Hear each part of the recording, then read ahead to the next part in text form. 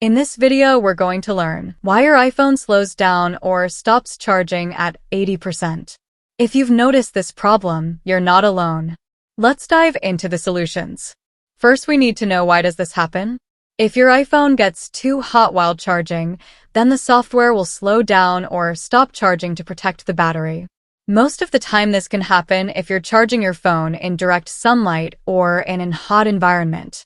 So move your iPhone to a cooler environment. If your phone feels warm, try moving it to a cooler location while it's charging.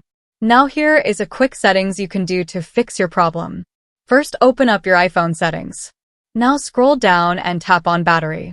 After that, select battery health.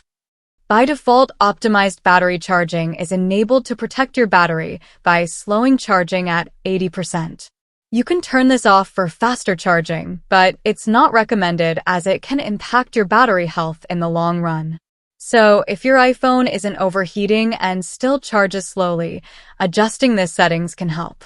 Remember, keeping optimized battery charging on is better for your battery's lifespan. I hope you found this video helpful. If you did, please like and subscribe for more tips and tricks. Thanks for watching, and I'll see you next time.